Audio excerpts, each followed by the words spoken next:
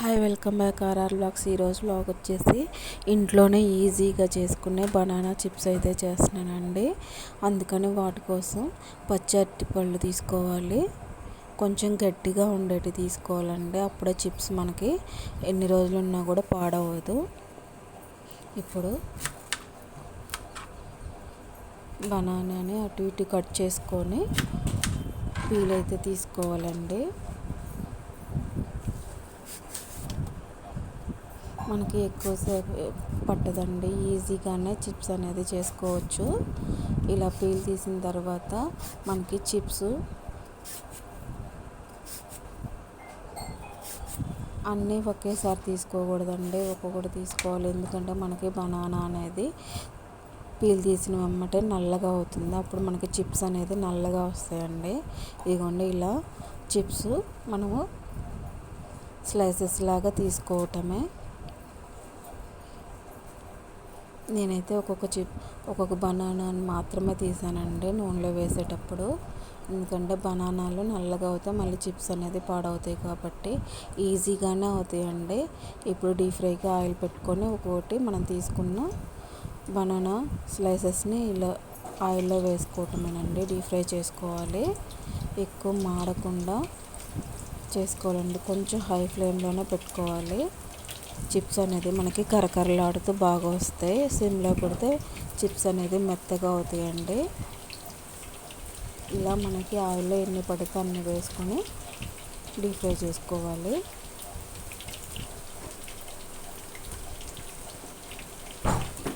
ఒక్కొక్కటిగానే వేసుకోవాలండి. ఒకదానిపై ఒకటి పడితే అతుక్కుపోయి మళ్ళీ మనకి మెత్తగా అవుతాయి చిప్స్ అనేది. వేసిన వెంబటే కదపకుండా ఒక 2 నిమిషాలు ఉన్న తర్వాత కలుపుకుంటూ అటు ఇటు తిప్పుకుంటూ మనము చిప్స్ని అయితే వేయించుకోవాలి. ఇప్పుడు లాస్ట్గా కొంచెం సిమ్లో పెట్టాను మాడుతాయని చెప్పేసి. ఇది ఈ కలర్లో ఉన్నప్పుడైతే మనం చిప్స్ అన్నీ తీసుకోవాలండి. ఆయిల్ అంతా వడిలిపోయేదాకా ఉంచుకొని మనకి ఒక గిన్నెలో అయితే వేసుకోవాలి. ఇలా అన్నీ వేసుకున్న తర్వాత ఇలా కొడుతూ ఉంటే మనకి కొంచెం శబ్దం అనేది రావండి, గలగల అనే శబ్దం. అప్పుడే మనకి చిప్స్ అనేది పాడవు, కరకరలాడుతూ బాగుంటాయి చిప్స్ అనేది మెత్తపడకుండా. ఇదిగోండి, ఇలా అన్నీ అంత ఎరుపు కాకుండా అంత తెలుపు కాకుండా అయితే తీసుకున్నాను.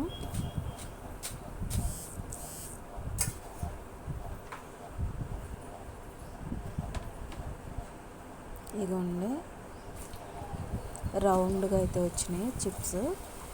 అలా సన్నగా తీసుకోవాలండి. ఎక్కువ లావుగా ఉంటే మళ్ళీ మనకి చిప్స్ అనేది మెత్తబడిపోతాయి. వీలైనంత పతలాగా తీసుకోవాలి చిప్స్ అనేది మనము స్లైసెస్గా. ఇలా మనకి ఎన్ని ఉంటే అన్నీ ఇలా డీప్ ఫ్రై చేసుకోవటమేనండి. ఇలా ఇంట్లోనే చేస్తే పిల్లలకి చాలా ఇష్టంగా తింటారండి. బయట తెచ్చే చిప్స్ కన్నా ఇంట్లో చేసి ఇలా పెడితే ఇష్టంగా తింటారు పిల్లలు.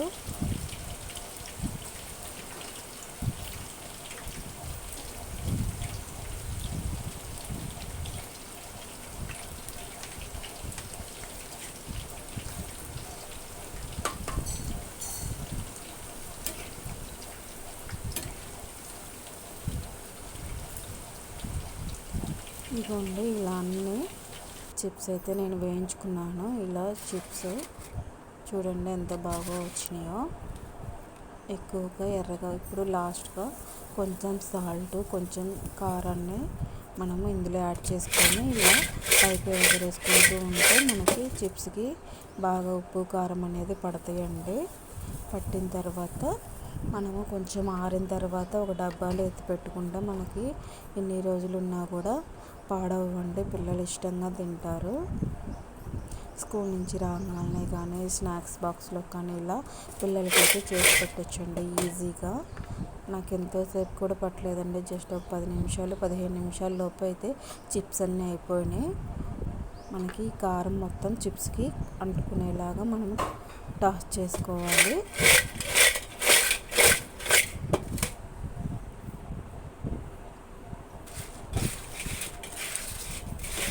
ఇలా చేస్తే కూడా కలుపుకోవచ్చండి. కారం పట్టేలా. చూడండి ఎంత బాగా వచ్చేసినాయో, ఎంత బాగా డీప్ ఫ్రై అయినాయి చూడండి. ఇలా ఇంచితే ఇలా ఇరిగిపోవాలి, అప్పుడే మనకి ఎక్కువ రోజులు ఉంటే పాడవు.